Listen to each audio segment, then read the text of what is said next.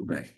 Estando no horário regimental, declaro aberta a sessão ordinária de julgamento do dia 26 de janeiro de 2026 da segunda Câmara de Julgamento do CAT, Conselho Administrativo Tributário do Estado de Goiás.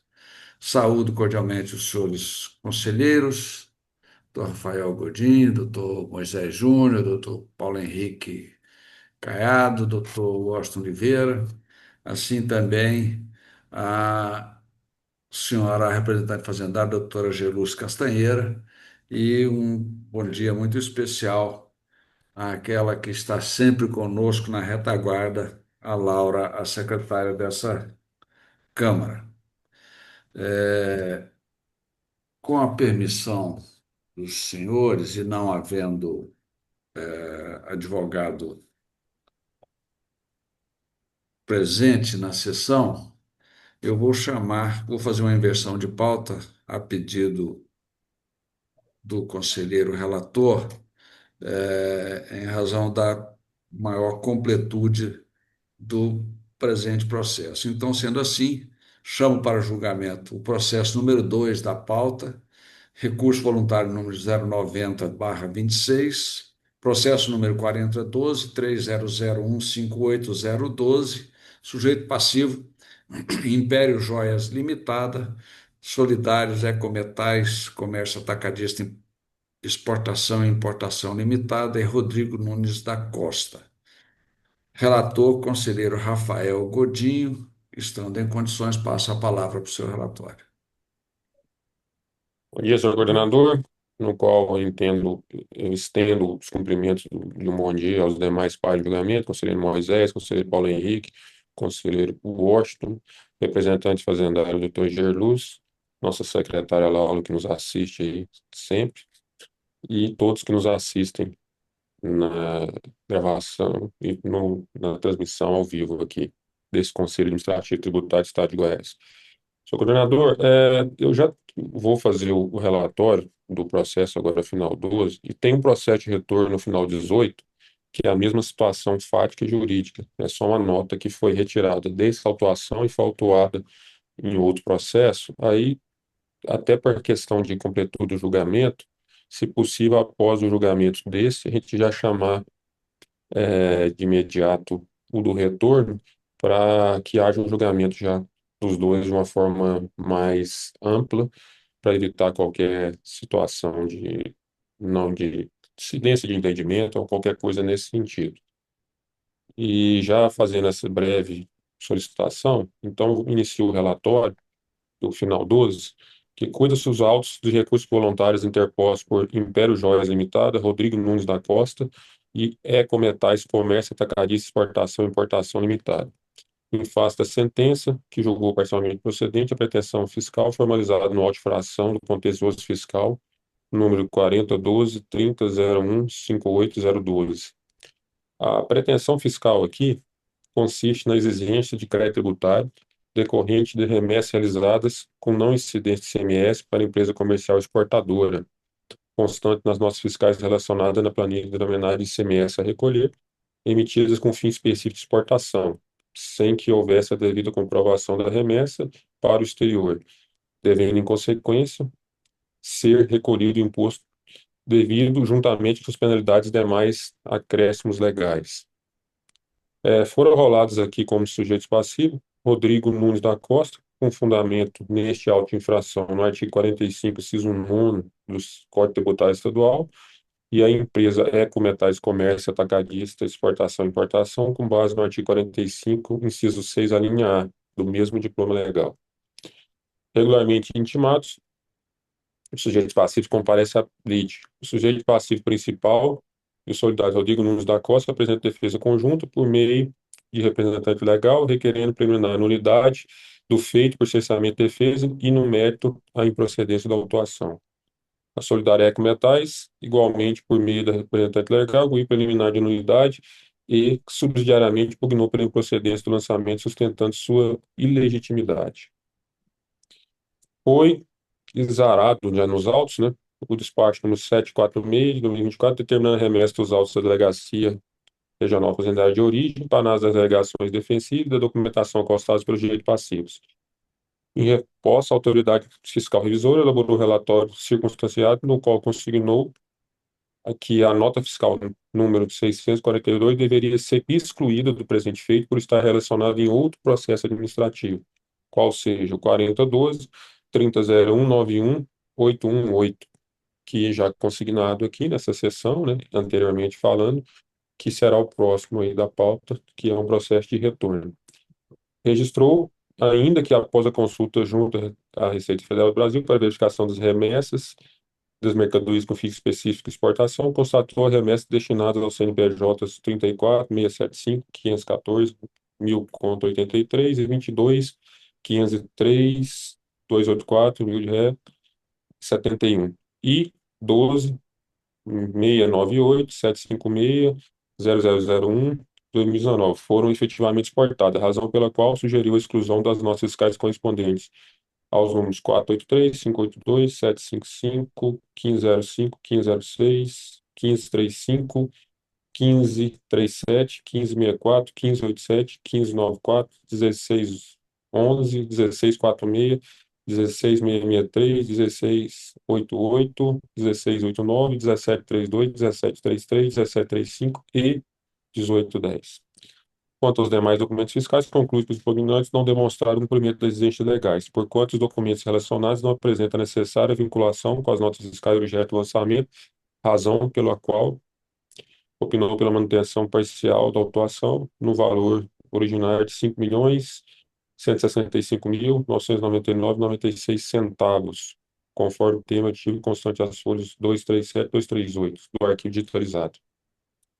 A sentença, após análise de título conjunto probatório, rejeitou as preliminares de nulidade, indeferiu os pedidos de exclusão da multa e acréscimos legais, bem como reconhecimento da não incidência do não incidência do CMS, a concessão de créditos pugnantes, e razão pela qual deu parcial procedência, reduzindo o ICMS exigido para o valor de, aqui já nominado, R$ 5.165.999,96, com observância do tema 1062 do STF, quanto à aplicação da Selic. No tocante ao sujeito passivo solidário, manteve na lei, alterando, contudo, a fundamentação legal de inclusão do senhor Rodrigo Nunes da Costa para o inciso 12 do artigo 135. Resignado, como aqui já mencionado, os recorrentes depois de recursos voluntários, o sujeito passivo principal e solidário, Rodrigo Nunes da Costa, requer em síntese decretação da nulidade do procedimento fiscal, exclusão do sócio, do polo passivo e legitimidade, no mérito, reconhecimento da improcedência da autuação e da comprovação efetiva das exportações de mercadorias, pugnando subsidiariamente pelo reconhecimento direto do crédito CMS das operações anteriores da aplicação da multa da forma privilegiada. A solidária, desculpa, Ecometais, por sua vez, sustenta sua legitimidade passiva diante de ausência de interesse comum e requerendo sua exclusão da lide ou, alternativamente, cancelamento do crédito tributário. É este o relatório, senhor coordenador.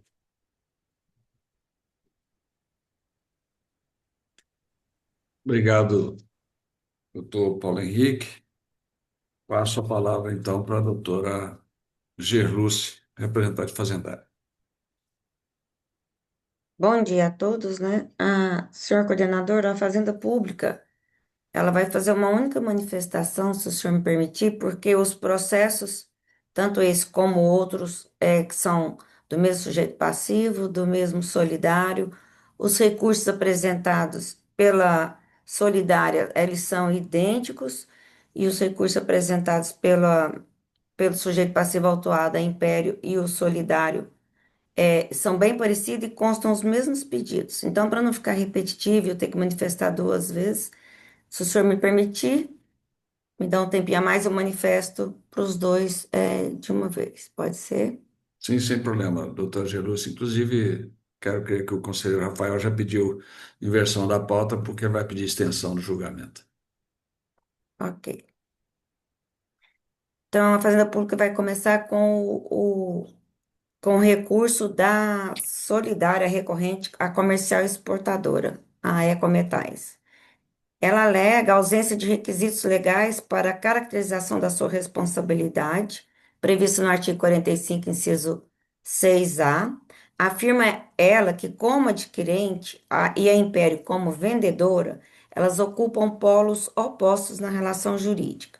E a responsabilidade solidária só ocorre quando o contribuinte e o responsável estão no mesmo polo da relação tributária. E para confirmar essa alegação dela, ela trouxe algumas decisões de tribunais.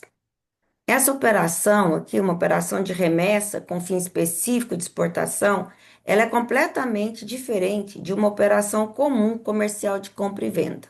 Numa operação de compra e venda, há a entrega efetiva da mercadoria pelo vendedor ao comprador. Aqui, a Império, ela está remetendo ouro em barra para uma empresa comercial exportadora realizar a exportação em nome dela. A Império podia fazer uma exportação direta, ou se ela não tem condições para isso, ela quer fazer uma exportação, ela contrata uma comercial exportadora. E foi isso que a Império colocou nas notas fiscais. Olhando o CFLP, que consta lá, CFLP 6501. O que é esse CFLP? Diz o seguinte: produtos fabricados ou produzidos pelo próprio estabelecimento e que estão sendo enviados para um terceiro em outra unidade da federação com fim específico de exportação. Essas mercadorias, elas saíram com não incidência, com fundamento no artigo 38 do CTE, que equipara as operações de saída para empresa exportadora como se fosse a própria empresa que estivesse exportando. É uma operação de não incidência. Mas o artigo 80, né, do anexo 12 do RCT é muito claro. O estabelecimento remetente fica obrigado ao recolhimento do ICMS no seguinte caso, quando não se efetivar a exportação, após 360 dias contados da data da saída da mercadoria do estabelecimento, no caso de remessa com fim específico de exportação. Então, nós estamos aqui diante de uma exportação indireta. Nesse tipo de exportação, não ocorre a transmissão da propriedade da mercadoria. A empresa comercial exportadora, que no caso a Ecometais, ela funciona como um braço, um apêndice da Império. Então, neste caso, elas estão no mesmo lado da relação jurídica, cujo objetivo aqui das duas é exportar mercadoria. Logo, ela é responsável solidária pelo imposto devido, porque tem um interesse comum entre elas. As duas contribuíram para a realização da situação que constituiu o fato gerador aqui da exigência fiscal. Qual foi? A não exportação. Então, a Fazenda Pública entende, sim, que elas estão, nesse caso, no mesmo lado da relação jurídica. No mérito, ela quer dizer, a Ecometais, que a autuação foi baseada em mera presunção, que anexou juntamente com a impugnação as folhas 71 a 211, cópia das notas fiscais emitidas pela Império e pela Ecometais e a declaração única de exportação, que comprova que as mercadorias foram exportadas dentro do prazo legal. Por conta dessa alegação, o processo foi baixado em diligência e a Gerência do Comércio Exterior se manifestou dizendo que não tem como relacionar a Declaração Única de Exportação com as notas da Império. A recorrente entende que a ausência da falta, né, de referência das notas autuadas constitui mero descumprimento de uma obrigação acessória. Então, vamos analisar os documentos apresentados. Nós temos aí as notas fiscais emitidas pelo Império, como eu disse, com CFOP 6501, que é mercadoria destinada à exportação. Temos a nota fiscal emitida pela Ecometais. Essa nota fiscal emitida pela Ecometais, ela está com CFOP 5501.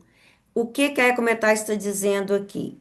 Remessa de produção do estabelecimento com fim específico de exportação.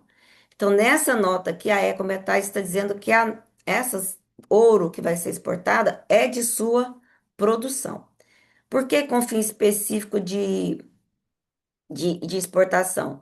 Porque ela também está enviando as notas para uma trade que vai exportar em nome dela, em nome da Ecometais. E sem mencionar, e nos casos, essas notas da Ecometais que estão direcionadas a BP Trade, elas não fazem qualquer referência às notas fiscais da Império. E aí a gente analisa a Declaração Única de Exportação.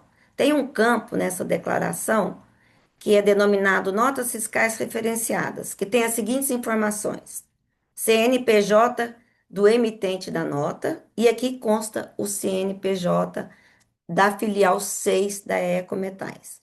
Unidade da Federação, São Paulo e não Goiás. Notas fiscais, o tipo, a série e o número. Está aqui, nota fiscal eletrônica, série 1, e o número da nota é a nota emitida pela Ecometais para a BP Trading.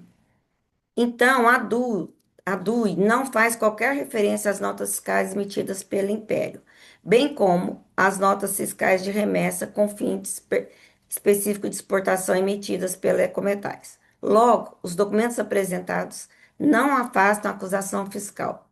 Não há comprovação de que o ouro enviado pelo Império tenha sido exportado. Senhores, por se tratar de uma empresa que também a Ecometais realiza, né? Aqui ela fala que ela produz barra de ouro também, e ela é uma comercial exportadora, ela pode, não tem como comprovar que esse ouro seja da Império. Pode ser de uma outra empresa que mandou para ela ou dela própria. No caso aqui, como ela colocou o CFOP 5501, ela está dizendo que é de produção própria, né? Então, não tem como provar que o ouro da Império foi exportado. Com relação ao recurso do sujeito passivo, agora, do sujeito passivo Império e o seu solidário, do senhor Rodrigo, ele requer nulidade do procedimento por cerceamento de direito de defesa, que a autoridade fiscal, no início da ação fiscal, não notificou as partes para prestar esclarecimento e documentos que poderiam comprovar a exportação das mercadorias. A gente nota aqui no processo que foi enviado via DTE uma notificação fiscal pela Gerência do Comércio Exterior, datada de 12 de janeiro de 23, está aí nas folhas 9, né? Exatamente com essa exigência, pedindo para que ela justifique, né? Comprove a exportação. Está aí nas folhas 4. E aí ela fala: a empresa foi notificada para apresentar documentos que comprovam a efetiva exportação das mercadorias constantes nas notas fiscais remetidas com o fim, e considerando que a mesma não atendeu à notificação, efetuamos consulta junto aos sistemas da Receita Federal do Brasil e não encontramos qualquer menção às mesmas. Então, essa alegação de que ela não tenha sido intimada não é verdadeira. Está aqui a cópia da notificação e ela não responde à notificação. A Império também requer que seja reconhecida a ilegitimidade passiva do sócio, administrador, senhor Rodrigues Nunes da Costa, sob os seguintes fundamentos: restou comprovado com a documentação anexada que as mercadorias foram efetivamente exportadas. Como eu já disse pela fala anterior, elas não foram. Ele apresentou também como fundamento para exclusão a súmula 430 do STJ, que o simples inadimplemento da obrigação não gera por si só a responsabilidade do sócio. Aqui não se trata de simples inadimplemento, né? Aqui não tem sequer o registro do imposto. Também alegou que a falta de vinculação das notas fiscais ao documento de exportação seria erro operacional da empresa exportadora, não podendo implicar em solidariedade tributária. O solidário aqui, ele não está respondendo por erro cometido pela empresa comercial exportadora, mas por não ter agido com diligência na condução da exportação, né? E de ter exigido a comprovação dessa exportação por parte da comercial exportadora. A solidariedade do sócio aqui nesse processo, ela estava no artigo 45, inciso 9 do CTE, e ainda na primeira instância ela foi alterada através de termo aditivo para o 135.2 do CTN. Mas a Fazenda Pública entende ser mais correta aqui o inciso 3 do referido artigo do CTN, o 135, porque trata da responsabilidade pessoal dos diretores, gerentes ou representantes legais da pessoa jurídica de direito privado. No caso, eu tive olhando, essa empresa, a Império, ela é uma EIRELI, é uma empresa individual de responsabilidade limitada. Portanto, o senhor Rodrigo é o único titular responsável pela administração como seu representante legal.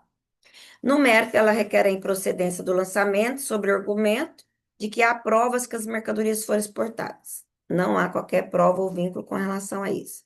E que seja reconhecido seu direito ao crédito. Ele fala, uma vez que entender que não há, pela não incidência, então eu tenho direito ao crédito. Eu estive olhando a Império, esse auto aqui é de fato gerador 2018, né? Junho a 12 de julho a 12 de 21, aliás. Então, eu estive olhando aqui, de maio a julho, essa empresa era Simples Nacional, então ela não tem direito ao crédito. De agosto a dezembro de 21, ela não apresentou escrituração fiscal digital. E agora ela pede crédito. O crédito está condicionado à idoneidade da documentação fiscal e que ele esteja escriturado nos prazos e condições exigidos na legislação. Como não apresentou escrituração fiscal digital, no prazo, esse direito ao crédito vai ter que ser via FD extemporânea, que deve ser solicitado, né, em processo administrativo próprio junto à Secretaria da Economia. Requer também a forma privilegiada prevista no parágrafo 8º do artigo 71, ou seja, uma redução de 50% na multa aplicada. Tal redução só é possível quando a infração narrada, como todo mundo já aqui é de amplo conhecimento, não acarretar falta de recolhimento do imposto. Aqui a acusação é exatamente falta de pagamento do ICMS, portanto, não tem como ser aplicada. Requer ainda diligência para que seja analisada a documentação acostada aos autos pela autuada ou pela solidária. Os autos já foram baixados em diligência em primeira instância, os documentos apresentados pela autuada e pela solidária já foram analisados e, nesta segunda fase, não foi acrescentado nenhum documento novo que pudesse invalidar ou desconstituir o crédito tributário e muito menos justificar uma nova diligência. Portanto, senhores, resumindo, a Fazenda Pública pede aos senhores que rejeitem a preliminar de nulidade por cessamento de direito de defesa, o pedido de diligência, a aplicação da forma privilegiada prevista no parágrafo 8º do artigo 71 do CTN, mantenham na lide os solidários, senhor Rodrigo Nunes da Costa, e Ecometais Comércio Atacadista, Exportação e Importação Limitada. No mérito, procedência parcial para o processo final 18, não, pelo processo final 8012, né? E o 1818, o ICMS é procedência parcial, no 1818, ICMS procedência parcial no valor de 5.165.999,56 R$ confirmando a sentença. E para o processo 8012, ICMS no valor exigido no lançamento. ICMS no valor de R$ 76.227,27. É como se manifesta a Fazenda Pública, senhor coordenador.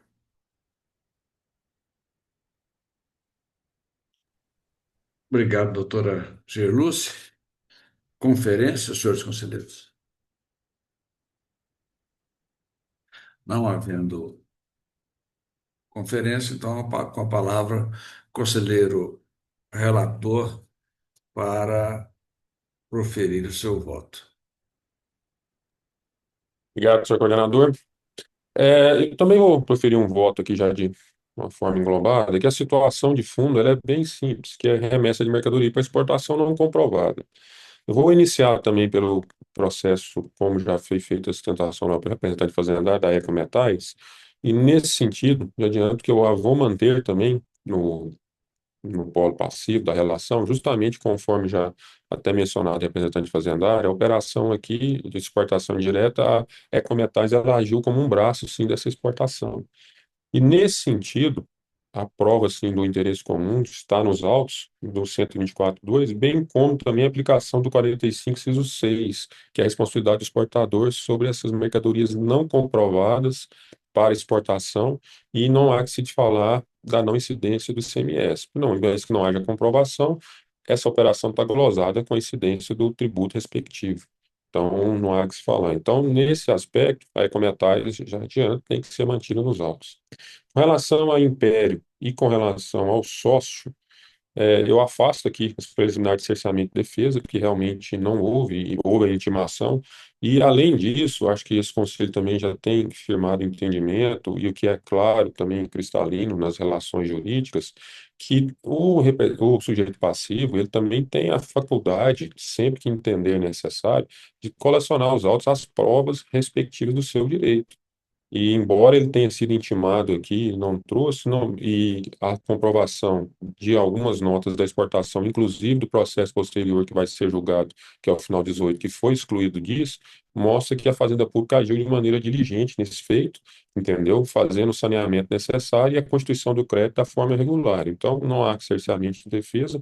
A questão do crédito privilegiado também, como falado pelo representante fazendário, não há comprovação em nenhuma da idoneidade da documentação que, porventura, ensejasse isso. A única situação jurídica nesses autos, que aí sim eu dou parcial provimento, é para a exclusão do sócio Rodrigo. Primeiro porque, neste auto respectivo, a inclusão dele se deu no inciso 9º do artigo 45 do CTE, e depois foi reclassificado pelo 135.2, ou seja, se trata de mandatário e preposto, que não é o caso aqui nos autos. Ele seria o sócio da operação. E esse pedido de reclassificação, entendo que neste momento não cabe, até formulado pelo representante fazendário, justamente pela vedação de 146 do CTN, que impede qualquer reclassificação neste momento processual. Então, eu estou excluindo justamente porque a conduta do solidário aqui do sócio não se amolda na fundamentação jurídica trazida pela Fazenda Pública, seja no início, seja no início, com a autuação no inciso 9 dos 45 do CTE, seja posterior com a reclassificação do 135.2. Então, por este motivo, eu estou excluindo. E assim, senhor Grana, de maneira objetiva, então, diante do exposto, eu conheço os recursos voluntários, no mérito com relação a Império e o seu solidário, eu reformo parcialmente, né, a sentença, rejeitando inicialmente os preliminares de cerceamento de defesa do crédito privilegiado, mantendo a sentença no mérito, excluindo unicamente o sócio Rodrigo, justamente pelos argumentos aqui expostos, de não se amoldar a conduta dele na tipificação jurídica. Com relação constituindo, né, então, no caso, no mérito, mantendo a sentença, no valor de 5.165.999,96, acrescidas combinações legais, e com relação à solidária Ecometais Comércio e Varejista, também a mantém no polo pelo fundamento jurídico do artigo 45, inciso 6, alineado do CTL, bem como do 124.2 do CTN. Então, de maneira objetiva, estou afastando as preliminares de cerceamento e defesa, bem como do crédito privilegiado. No mérito, mantém a condenação fiscal, no crédito aqui já relatado, excluindo somente o solidário Rodrigo, pelos argumentos aqui expostos, e com relação a ecomentais, também solidário na obrigação, a mantém no feito. Sendo assim, com voto, senhor coordenador. Obrigado, conselheiro Rafael. Como vota o conselheiro Moisés? Bom dia, senhor coordenador. Bom dia a todos. Um excelente início de semana. Senhor coordenador, eu só vou divergir em relação ao voto do Dr. Rafael no que tange a responsabilidade do solidário, doutor Rodrigo, né? Entendo eu aqui que não foi diligente e colaborando com a administração tributária em relação às exportações. Como bem até pontuado pela representante fazendária, o que se trouxe aqui nos autos, em nenhum momento passou perto, né, da exportação. Que se a gente verifica no lançamento, isso é bem colocado pela representante, é que o CFOP a Império Joias utilizou, deixa eu pegar aqui, foi o CFOP 6501, que é justamente remessa de produção de estabelecimento com fim específico de exportação. Qual que era a próxima operação que você tinha que ser feita? Justamente a Ecometais exportando essa mercadoria, né? Esse é o objetivo, né? Você encaminha para uma empresa exportadora, ela faz essa exportação, justamente falando o seguinte: olha, estou exportando a mercadoria que eu recebi e referenciar as notas. Mas em nenhum momento foi trazido aos autos isso, muito pelo contrário que você trouxe nos autos foi outra remessa, né, de produção própria para exportação. Então, não há nos autos nenhum documento que passe perto, né, de referenciar essas notas fiscais e esse produto, né, ouro, né, para exportação. Em nenhum momento o sujeito passivo traz isso aos autos e não colabora. E o que se atenta aqui é os valores, né? São valores significativos em um curto período de tempo, né? Em poucos meses se movimentou pelo detalhamento do crédito tributário aqui, mais de 43 milhões em operações, sendo que o capital social da Império Joias é de 800 mil reais. Então, assim, entendo eu que aqui haveria uma necessidade de colaboração maior por parte do administrador, então peço vênia aos que pensam diferente, entendo a necessidade de readequação do tipo legal, realmente a classificação em relação ao artigo 135.2, ao meu ver, está de forma equivocada, então, entendo pela readequação do tipo legal, né? Entendendo, e aí pontuo aqui que todos esses elementos já estavam no lançamento, a descrição da conduta, né, do administrador está pautada no lançamento também, né? Então, sendo assim, pedindo vênia mais novamente ao doutor Rafael, entendo que haveria possibilidade de readequação do tipo legal no caso concreto. Então, em relação a esse ponto, eu divirjo. Também rejeito o pedido de diligência, né, formulado pelo recorrente. Os autos são muito bem instruídos, né? Houve diligência na fase eh, introdutória, né? O contribuinte foi notificado, depois também foi em diligência para o fisco justamente pelos, pelos documentos trazidos. Então, houve aqui um debate a respeito das provas colacionadas e não trouxe nenhum elemento novo aqui para justificar um novo pedido de diligência. Então, nesse sentido, entendo desnecessário. Em relação à nulidade por falta de intimação, do sujeito passivo direto para prestar esclarecimentos, isso foi realizado e também a ausência dessa notificação seria dispicienda, porque o contribuinte ele é intimado do lançamento e é justamente aqui que se é feito o contraditório pela defesa. Então, não há nenhum insegurança ou cerceamento do direito de defesa em relação à intimação do sujeito passivo para prestar esclarecimentos em relação às operações de exportação. Então, confirmando, né, rejeito o pedido de exclusão dos solidários. Em relação aos recursos, eu conheço dos recursos, nego o provimento para manter a sentença singular que julgou parcialmente procedente o auto de infração no valor de R$ 5.165.999,96, conforme discriminado no termo aditivo das folhas 237 a 238 do PDF.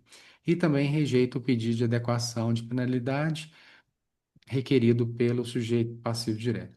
É nesses termos que eu voto, senhor coordenador. Muito obrigado. Obrigado, conselheiro Moisés. Conselheiro Paulo Henrique. Bom dia a todos. Eu acompanho o voto do relator. Obrigado, conselheiro Paulo Henrique. Conselheiro Washington. Bom dia a todos. Eu acompanho a íntegra do voto do conselheiro Moisés. Obrigado, conselheiro Washington. Pois bem, temos aqui, então, concordância em todos os pontos, exceto na exclusão do sócio do Solidário Rodrigo Nunes da Costa. Com todas as vênias aos senhores conselheiros que votaram contrariamente, eu vou acompanhar na íntegra e pelas razões já expostas pelo conselheiro relator, doutor Rafael Godin, no sentido de excluir, então, o sócio solidário Rodrigo Nunes da Costa, também por entender que, nesse momento, é impossível fazer qualquer readequação na tipificação. Em sendo assim, anuncio o resultado para o presente processo. A segunda Câmara de Julgamento do CAT, por unanimidade, decide afastar a nulidade por cerceamento do direito de defesa, afastar a multa na forma privilegiada, também negar o pedido de diligência requerido, manter na lide a sócia, a solidária Ecometais, excluir o solidário Rodrigo Nunes da Costa e, no mérito, dar parcial procedência para fixar o crédito em R$ 5.165.999,96. É esse o resultado para o presente processo. Anuncio, então, o julgamento do próximo processo, que é o 4012-300-191818. Mesmo sujeito passivo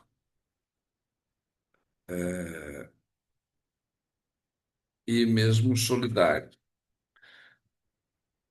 Passo a palavra ao conselheiro relator, conselheiro Rafael Godinho, indagando, já com a manifestação anterior, se é o caso de extensão.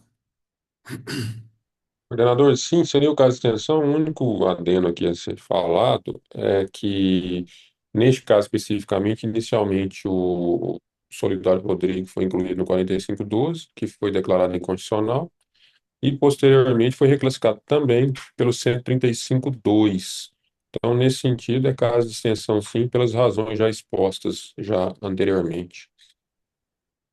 Obrigado, doutor Rafael. Doutor Gerus, de acordo com a extensão? De acordo. Obrigado, doutora Gerluce. Ah, conselheiro Moisés. Também de acordo com a extensão. Conselheiro Paulo Henrique. Também de acordo, governador. Conselheiro Washington. Também de acordo. Anuncio o resultado para o presente processo, por extensão de julgamento.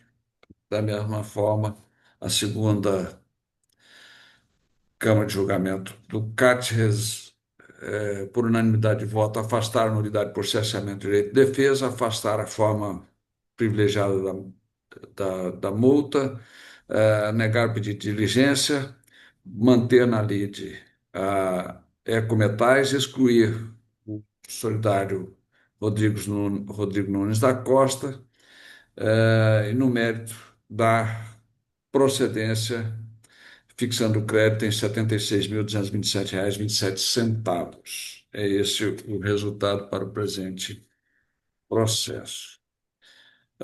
Chamo então agora, antes de chamar, já está ok, conselheiro Paulo Henrique?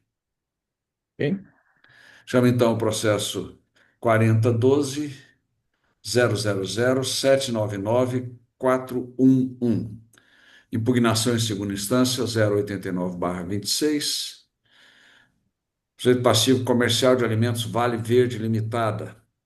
Relator Paulo Henrique Caiado Canedo, estando em condições, com a palavra. Presidente governador, aqui a descrição do fato é que o sujeito passivo omitiu receita decorrente revenda de mercadoria tributada no exercício de 2018, no valor do déficit financeiro apresentado na importância de R$ 422.698,54, conforme a auditoria de movimento financeiro. Em consequência, de acordo com a base de cálculo apurada em função da proporcionalidade da revenda de mercadoria que implica em recolhimento de ICMS pelo Simples Nacional, deverá pagar o ICMS da importância de R$ 59.093,25, juntamente com penalidades e acréscimos legais. A alíquota média calculada foi de 13,98%, conforme instrução de serviço 15/2009, SAT. O mesmo passivo teve uma penalidade proposta aqui do artigo 44, inciso 1, primeiro da Lei 9.430, de 1996, com redação da Lei 11.488, de 2007. O sujeito passivo, ele vem aqui apenas em segunda instância, foi réu em primeira instância, apresentou aqui apenas sua impugnação em segunda instância, pedindo, em síntese, senhor coordenador, a nulidade do auto por ausência de notificação prévia para a autorregularização,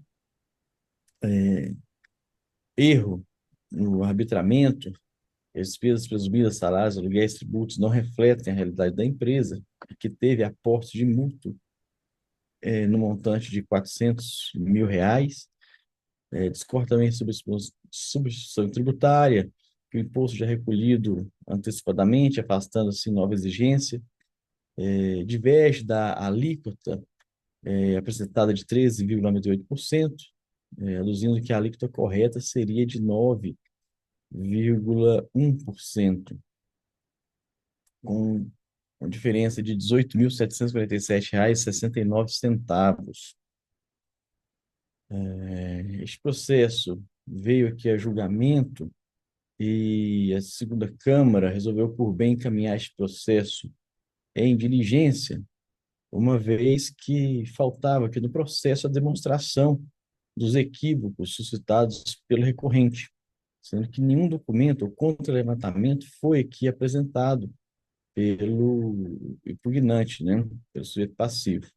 E encaminhou-se ao sujeito passivo para que ele elaborasse um contra-levantamento de igual teor, né, rebatendo assim o trabalho do fisco, identificando assim as despesas e aportes de valores não considerados pela autoridade fiscal, fundamentando as inconsistências, né, que afirma existir dentro da auditoria que lhe foi apresentada.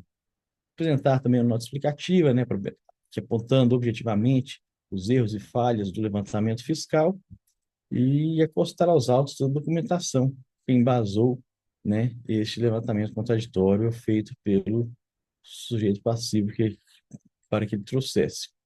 Pois bem, ele foi intimado e nada trouxe aqui a, a ex-conselho para demonstrar, né, suas alegações.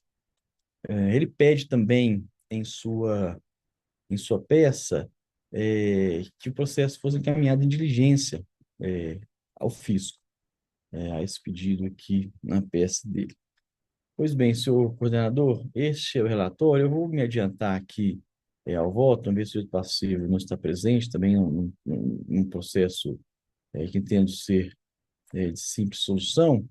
Então, vou me adiantar aqui já o indicativo do meu voto, que sendo os quesitos aqui de nulidade por cerceamento ao direito de defesa, eu rejeito. Não há aqui nenhum cerceamento de defesa que possa ser considerado trazido pelo sujeito passivo que possa anular este auto de infração, né? Quanto ao pedido que ele traz aqui, quanto ao mérito, ele houve a necessidade aqui de diligência, as suas razões, embora tenham trazido aqui algumas razões, ele não trouxe documentação, né, para que a gente pudesse analisar e embasar aqui o que o sujeito passivo, né, disse. Então, dessa forma, eu rejeito aqui o recurso do sujeito passivo e, nesse tocante do mérito, julgo procedente o auto de infração, pela procedência do auto de infração. É uma questão quanto à multa, que a multa aplicada neste processo foi a do artigo 44, né, do Simples Nacional, né, que perfaz aí o limite de 50%, 150%. Nesse tocante, gostaria de pedir aqui a alteração da multa aplicada para o artigo 71.7L do CTE, com a aplicação do parágrafo 11, que aí sim limitaria a multa ao valor de 100% do tributo. Seria este o meu voto. E afastar também, senhor coordenador, que eu esqueci de falar, o pedido de diligência formulado pelo sujeito passivo. Ele faz o pedido de diligência para encaminhamento ao fisco.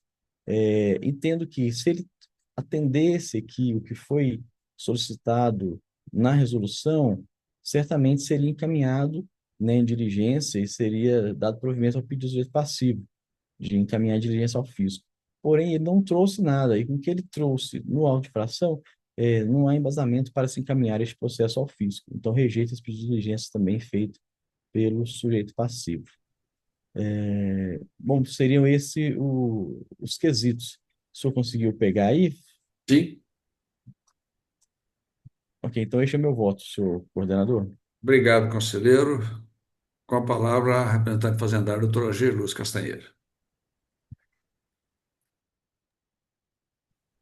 Apesar do adiantamento do voto do conselheiro Paulo, eu vou me manifestar alguns itens aqui colocados pela defesa. Trata aqui de uma auditoria de movimento financeiro, onde foi constatada omissão de saída, ou seja, venda sem emissão de documentação fiscal.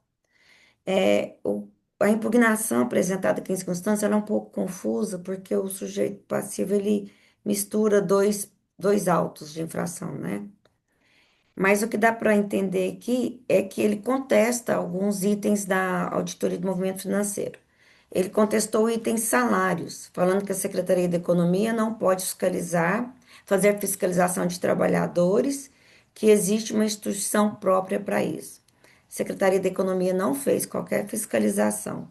Com relação aos valores de salários, são os valores constantes da RAIS aí apresentado pelo próprio sujeito passivo, que está as folhas 15, né, que tem aí o registro de uma funcionária com os valores que foram efetivamente pagos nesse exercício de 2018.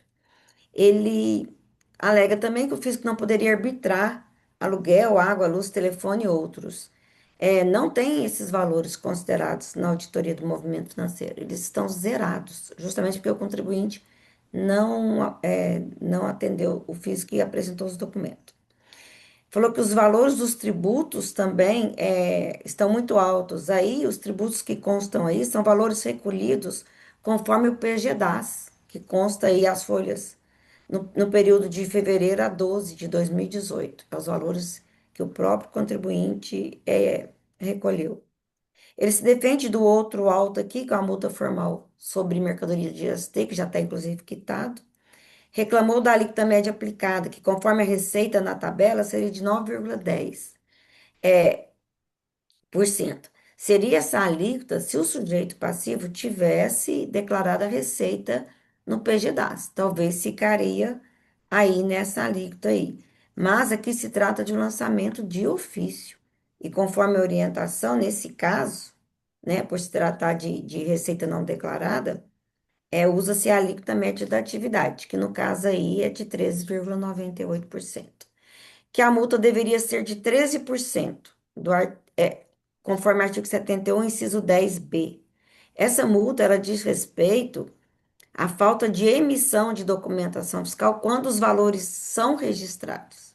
E aqui nós estamos falando de omissão de saída, venda sem nota. Então, nenhum momento não tem emissão de documento e muito menos valores registrados.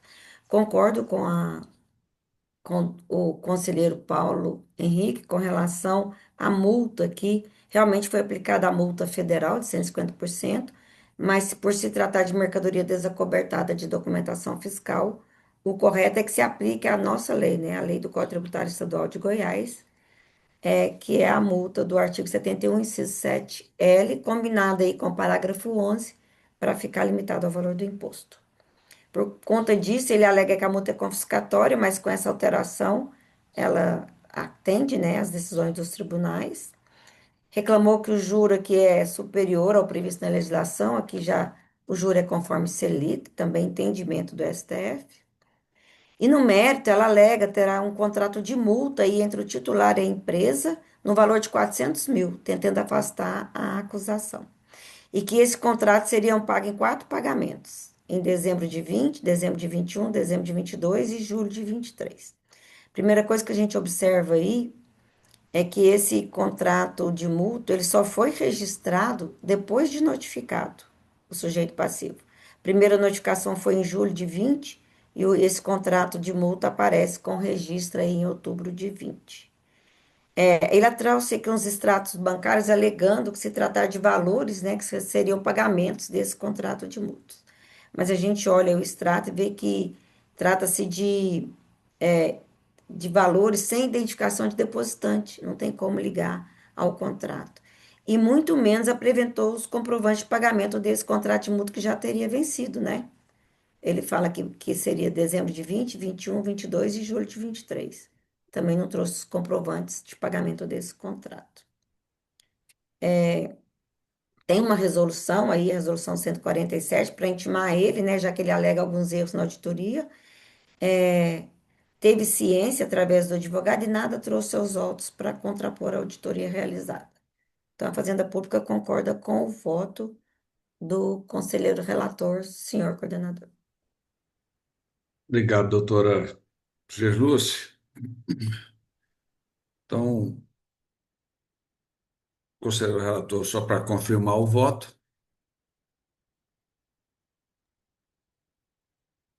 Sim, senhor coordenador, afasto a nulidade, procedência quanto ao mérito, afasto também o pedido de diligência, altera a multa para o artigo 71, 7L do CT, é, aplicando também o parágrafo 11, né?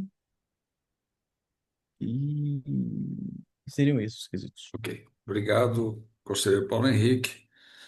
Conselheiro Washington. Com o conselheiro relator. Conselheiro Rafael. Com o relator também, senhor coordenador. Obrigado, conselheiro Moisés. Com o relator, muito obrigado.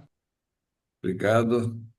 Em sendo assim, anuncio o resultado para o presente processo, que a segunda Câmara de Julgamento, por unanimidade de votos, resolveu rejeitar a preliminar de nulidade do processamento de defesa, afastar e rejeitar também o pedido de diligência, no mérito, negar provimento ao conhecer do recurso, negar provimento e reformar a aplicação da multa para, com base no artigo 71, inciso 7º, letra L, combinado com o parágrafo 11 do Código Tributário do Estado. É esse o resultado para o presente processo. Pois bem, senhores, senhora, não havendo mais processo pautado, quero crer que a doutora Gerus estará conosco na pauta complementar. Então, não havendo mais processo, também não havendo nenhum expediente administrativo a ser apreciado, declaro encerrada a sessão ordinária de julgamento da segunda Câmara de Julgamento nesta data, convocando a sessão complementar para daqui 10 minutos. São 9h30, 9h40. Muito obrigado, obrigado a todos.